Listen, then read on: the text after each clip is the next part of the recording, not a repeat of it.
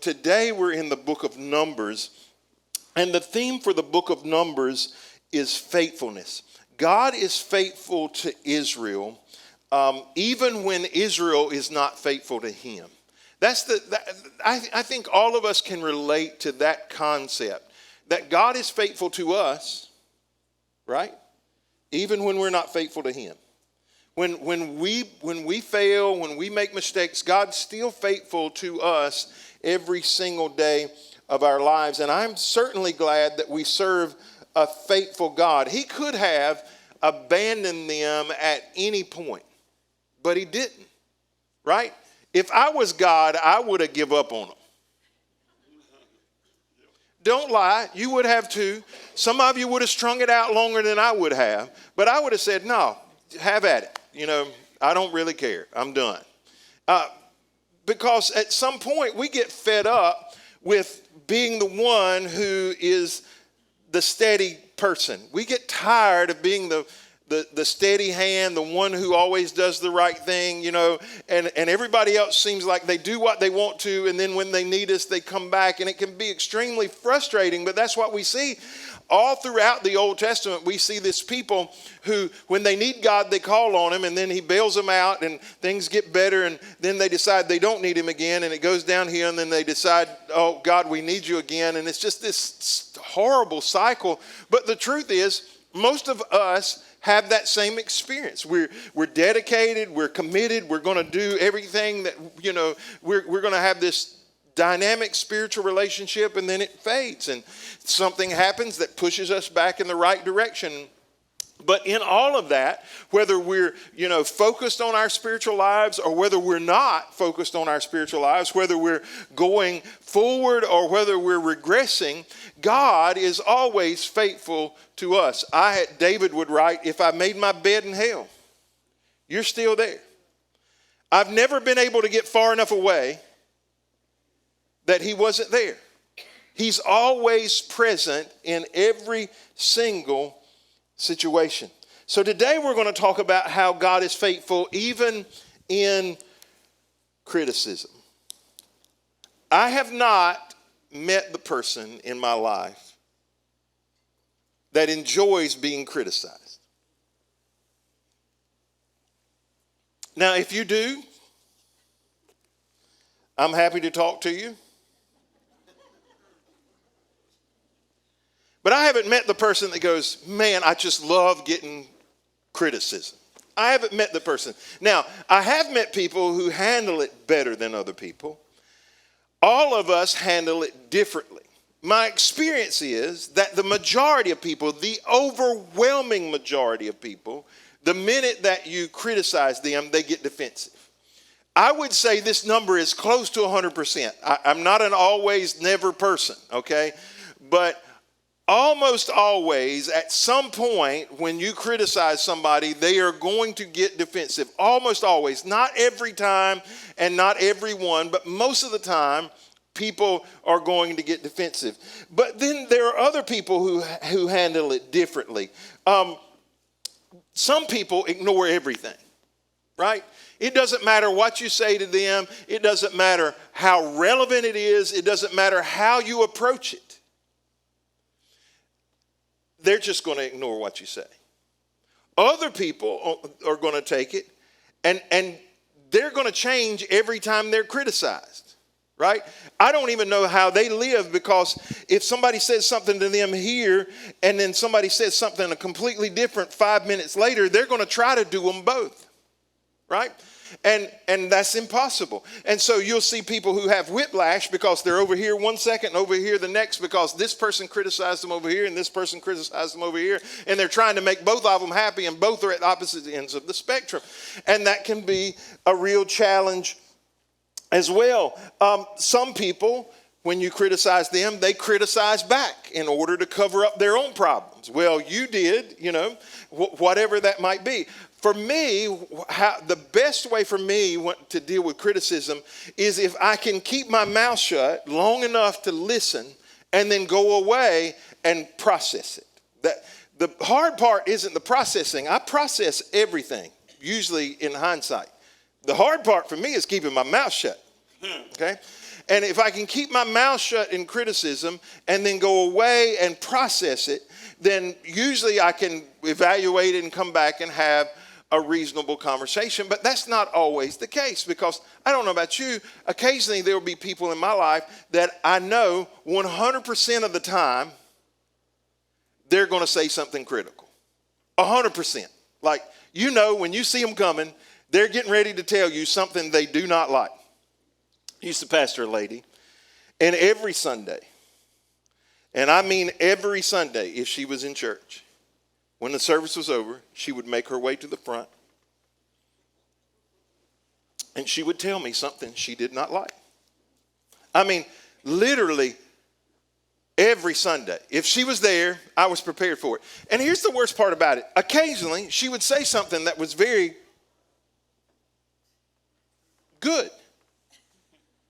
But I didn't want to receive it, because the previous 3 years she had said stuff that wasn't good, and she was just being a pain, right? Y'all don't act like you don't feel the same way. You have people in your life that you feel the same way about. And so it got to the point that she would talk, and I would say thank you, and that was it. I don't know what she said, because I just stopped listening, you know. If she said something good, I won't listen. If she said something bad, I won't listen. Sometimes she was right. Most of the time, it was just she was being a complainer. And so anyway, on this one particular Sunday, in the sermon, I said something, and this happens occasionally, because the more you talk, the more likely you are to say something you wish you hadn't said. And on this particular Sunday, I said something, and the second I said it, I thought, man, I shouldn't have said that. She's going to come see me. I knew I shouldn't have said it. I knew it as soon as it came out. And so I was prepared. When she came, I was going to apologize and say I shouldn't have said it. I was going to say, because I knew she was coming. Like I knew it was happening. Sure enough, I said the prayer. I told everybody they could go, and here she came right down the aisle. And I would brace myself. I was ready. And she said, Steve, that was the best sermon I have ever heard in my entire life. And I was like, love. I didn't know what to say. And then, literally, this is what I said, because I didn't know what to say. I said, well, and then I repeated the stupid thing I said in the sermon, and I said, I thought that's what you were coming up here to tell me about. But, criticism is difficult for most of us. We don't like it. We don't like it in the context of marriage. We don't like it in the context of work. We don't like it from our friends. We just don't typically like criticism. It is difficult to handle. And so today we're going to talk about this criticism that takes place in this passage. I would tell you this, you can't avoid criticism. Many times it's necessary. It's going to always be present in your life. But the question that we should ask is, where is God in those moments? Okay? So there are three things I want to talk about in this passage. Number one, people criticize our choices. This happens occasionally. I don't know why. I'm always amazed when somebody says it. But occasionally someone in a conversation will say to me, did you know blank does not like you?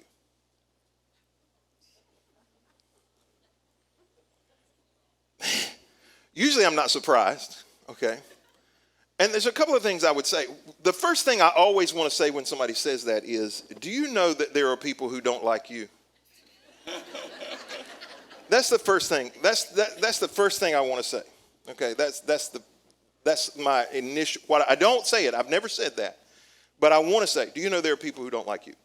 Because I don't really care who you are in this room. There are people who don't like you.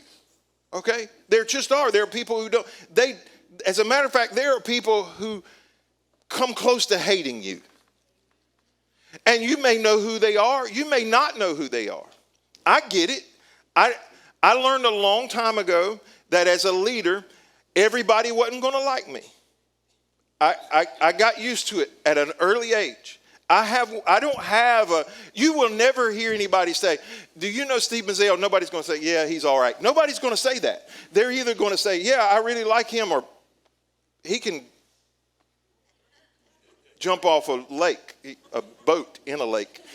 I don't know how you jump off a lake. Yeah. But here's the thing. When you have to make decisions, there are going to be people who don't like your decision. When you have success, there are going to be people who don't like your success. When you choose a direction, there are going to be people who don't like your direction. It's going to happen in your home. It's going to happen in your community. It's going to happen on your job. If you're a leader of any kind, there are going to be times when people don't like you. There are going to be people who oppose you. There are going to be people who criticize you from time to time. And sometimes it's the choices you make. Sometimes it's the decisions you make. Sometimes it's deserved. Let's say that out of the gate. Sometimes the things you do, you deserve to be criticized for. Sometimes the things I do, I deserve to be criticized for. But if you expect everybody to like you, I used to say, if you want everybody to like you, be a clown. And then I realized there's some people who really hate clowns. So that don't help. But there are going to be people, if you make choices, that are going to be on the opposite side. As a matter of fact, I would tell you, like when you come to Christ, when you make a decision to be a follower of Christ, you will find that suddenly you lose more friends than you've ever lost in your entire life. Right. Yep. They're going to go, no, I can't do it anymore. Because the lifestyle you choose suddenly changes. The places you go and the things you want to do will suddenly transform. And the conversations you have will look different. And it will change the trajectory often of the relationships that you have. And so you make choices, people are going to criticize your choices no matter what they are. And you just have to understand that. What it says here in this passage, it says, while they were at Hazeroth, Miriam and Aaron criticized Moses because he had married a Cushite woman. They said, has the Lord spoken only through Moses? Hasn't he spoken through us too? But the Lord heard them. Now Moses was very humble, more humble than any other person on earth. Now I just want to talk about what's in parentheses before I get to the heart of this. The first 5 books of the Bible are attributed to Moses, and the fact that he would write he was the most humble person on earth makes me question how humble he was. Do y'all ever read the Bible like that and go, that's interesting? It's kind of like the book of John, right? The book of John, John doesn't say his name. What does he say? The disciple who Jesus loved. Right? That's how he describes himself in the book of John. It's just one of those things that strike me as funny sometimes when I read stuff. But it says they criticized Miriam and Aaron criticized Moses because he had married a Cushite woman. If you've got young kids like at home, let me let you in on a secret. When they get a boyfriend or a girlfriend, a husband or a wife, it has the ability to alter their personality,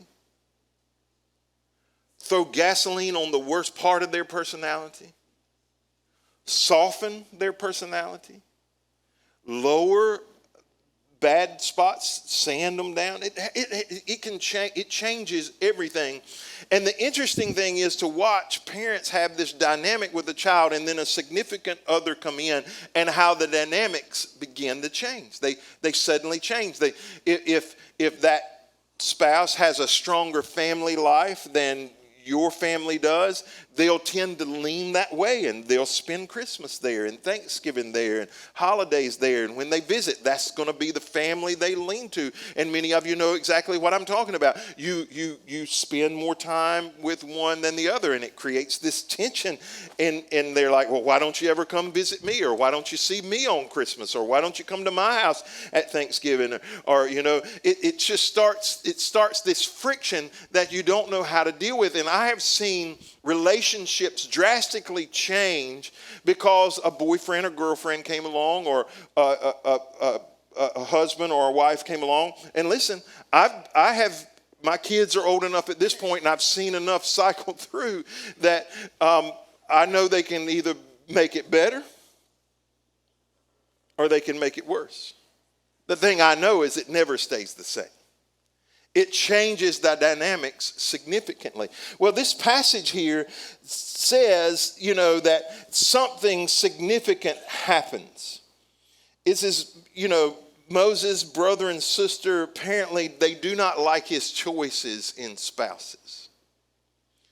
I've heard people take this passage and try to say that they were racist and they didn't like it because she may have been a darker skin color, because it would have just been a shade of dark, right? There ain't no white folk in the Bible. If I just mess with some of your theology, I'm sorry. But it all takes place in the Middle East. If you want to go with us to Israel, I'll point out to you that it just ain't made up of white folk, okay? And so they would have been darker. That would have been the kind of that's what we're talking about here. That's the situation. They say it. I've heard some people say, well, it's because Miriam and Aaron were racist. There's nothing here to indicate that, okay? It just says they criticized because he had married a Cushite woman. It seems to me that Miriam is the ringleader. There are several things that point to that fact, okay? And I'm just going to talk to you practically how I read this, okay? You can read into it what you want to. I'm just talking to you from relationships, how I see people deal. But it seems that Miriam is the ringleader, and she's hooked Aaron into this conversation. I'll tell you why. Number one, she's mentioned first. Order matters in Scripture, okay? That's the first thing. Secondly, the word criticize in the original language uses the feminine form of the word, which indicates that it's probably referring to her. The third reason, which we'll talk about in a few minutes, she's the only one that gets any kind of punishment out of the deal. So it seems that she's the ringleader. And I'm just going to tell you what I think is going on. She don't like the other woman having Moses' ear. Up until this point, she's been the most influential female in his life. And she could say she may have been the one that took him to the river, put him in the river. That's possible. The Bible doesn't say. It just says his sister did. We don't know that it was her, but it says his sister took Moses to the water when he was a baby. It could have been her that pushed him out in the basket. It could have been her that talked to Pharaoh's daughter and said, hey, do you need a nurse? It could have been her that was the mediator in all of this. She has been an influential person in Moses' life, and suddenly somebody else has Moses' ear, and she's not liking it. And so let me tell you something else about criticism. If she was the one that didn't like it, rarely are people going to say, I don't like it. Usually they're going to either get some people, or they're going to say, some people have said, right? Or there are some of us, right? It's just her, right? She may have gotten some other people who were standing in the background going, I don't know what to do, but I'm here in the middle of it, and so I'm going to say what I got to say. But it was her that had the problem. And she's criticizing Moses, and the way they criticize him, notice the criticism doesn't match the decision. The decision was to marry the Cushite woman. The criticism is, has the Lord only spoken through Moses? Hasn't the Lord spoken to us too? They make something that is semi-spiritual into a spiritual situation. They're deflecting what they see as the real problem. And it says, God's spoken to us too. It's not just him. We don't like his wife. This is the real problem that we're having, but we're going to criticize the fact that he's being used by God to speak. That's the criticism that we're going to level against him. And it says this though, but the Lord heard them. It doesn't matter if you're talking about your spouse, your boss, your friend, your children. The Lord hears you. You may have told it in secret. You may have whispered it. You may have sent it in a text. You may have said it one-on-one. Here's the thing. The Lord hears what you say. Here's the second thing I want to talk about then. God is faithful to defend us. The thing you can count on is that you will be criticized. 100% of the time, you're going to be criticized. There is nobody in here that has never been criticized. All of us have been criticized at some point in our life. And the truth is, we can't always defend ourselves. Sometimes the person criticizing us doesn't want to hear from us, right? We may have made a decision or made a choice or done something, and it could have harmed them, it could have hurt them, it could have affected them in a negative way, and we have diminished our ability to speak into their life, and there's nothing we can say that's going to make it better. I don't know if I have been in those situations.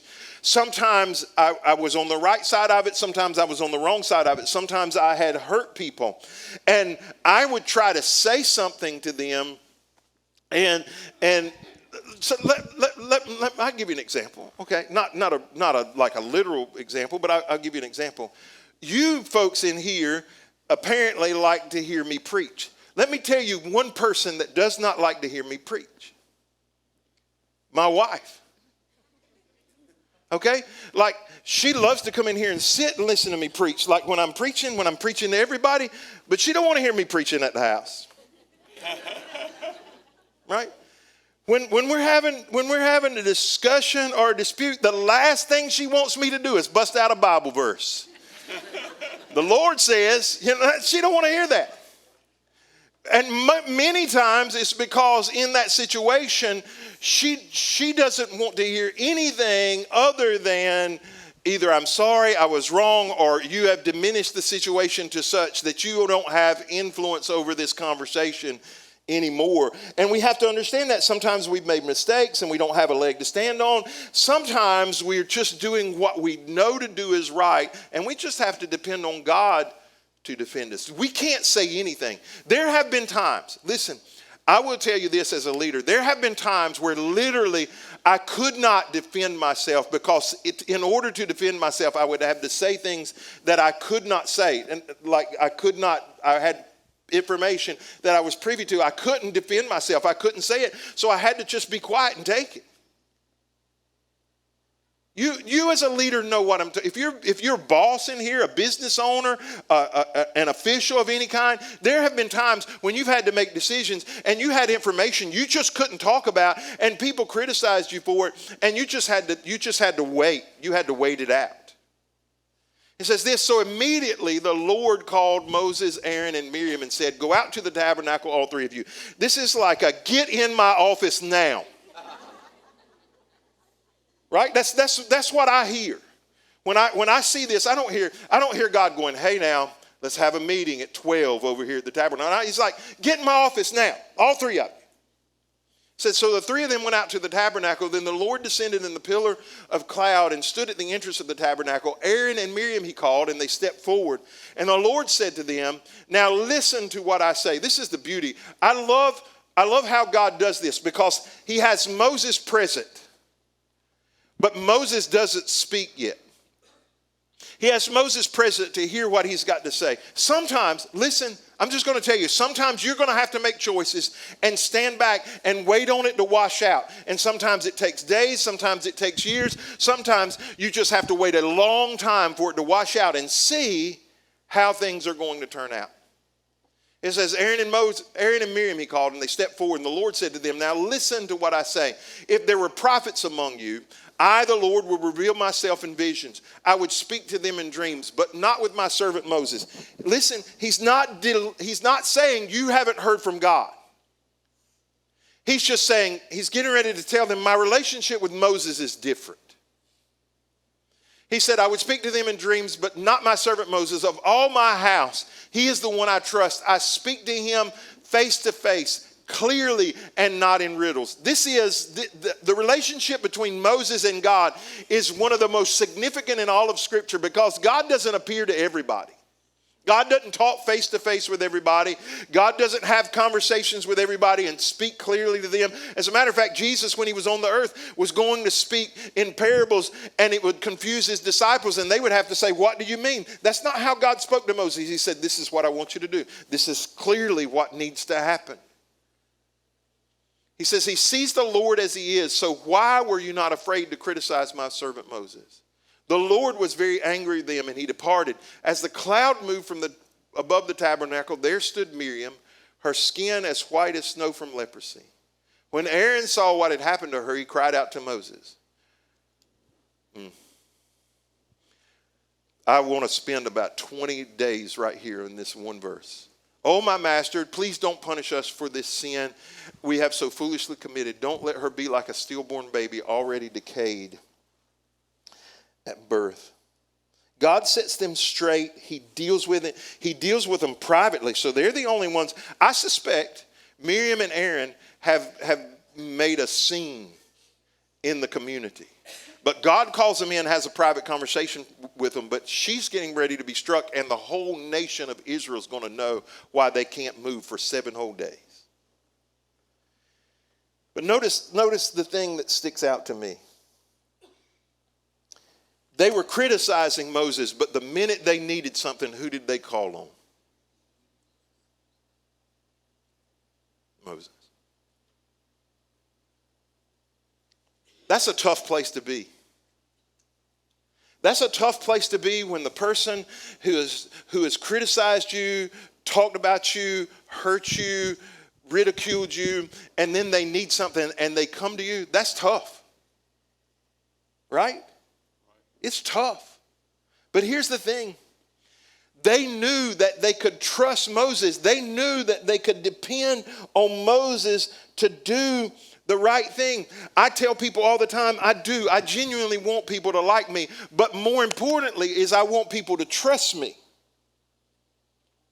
And sometimes I mess that up, but I do my best. I would rather people trust me than like me. Here's why. Like will take care of itself if they trust you long enough.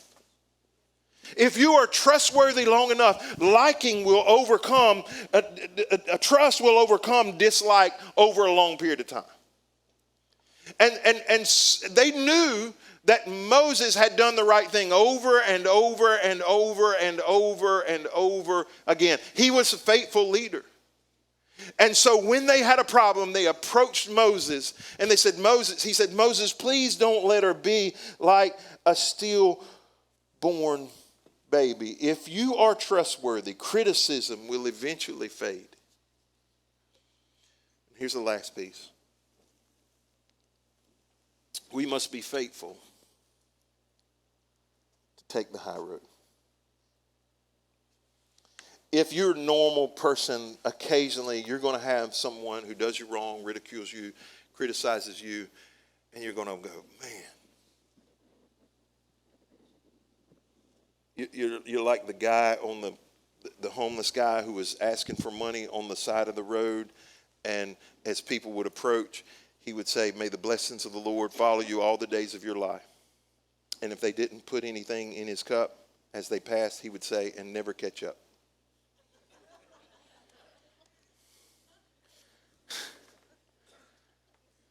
Some of y'all are going to catch that later. Sometimes that's how we feel, right? Sometimes people do us wrong, they hurt us, they talk about us, and we're like, God bless them after they die, right? You know, bless everybody around them, but don't bless them. But the mark of a believer, the mark of a leader, the mark of a godly person is to be faithful and take the high road. Come on, if they had criticized you and then God had just gave them the work over and then they turned around, oh, Moses, please intercede on our behalf.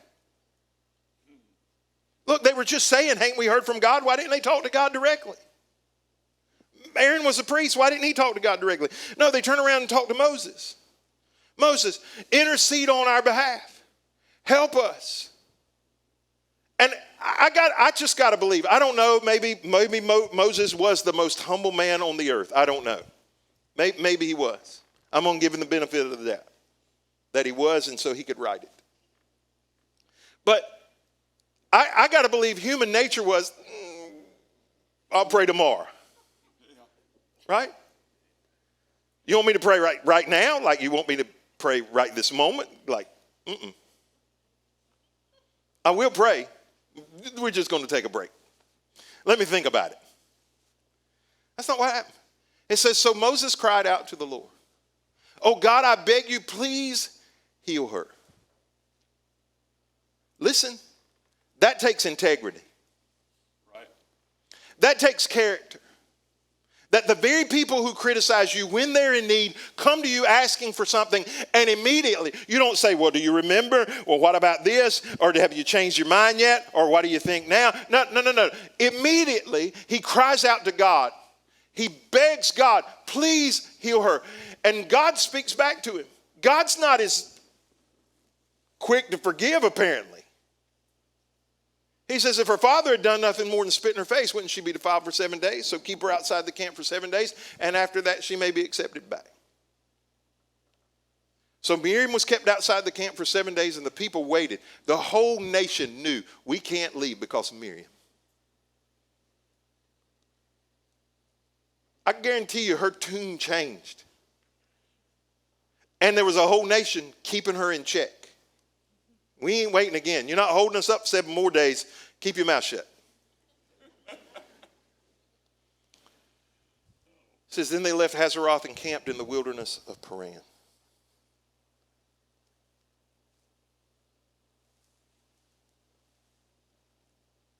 Blessing the one that cursed you is one of the most difficult things in life to do.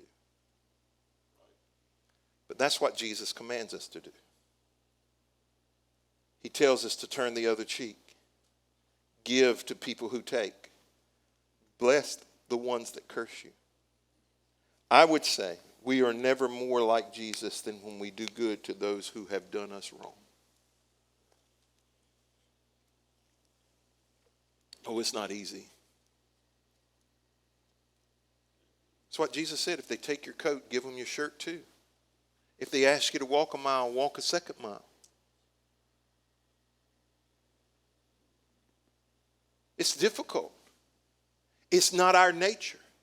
It's not our immediate response. It's not what we want to do. But sometimes we just have to say, I am going to be faithful to God because God has been faithful to me. Even when people are not faithful, we have to learn to do the right thing. It says the Lord relented, but he still made a point. Sometimes, listen, I just want to speak to some folks who are fighting some battles right now. Sometimes you need to shut up and let God do some work. Sometimes you just need to be quiet and let God work things out.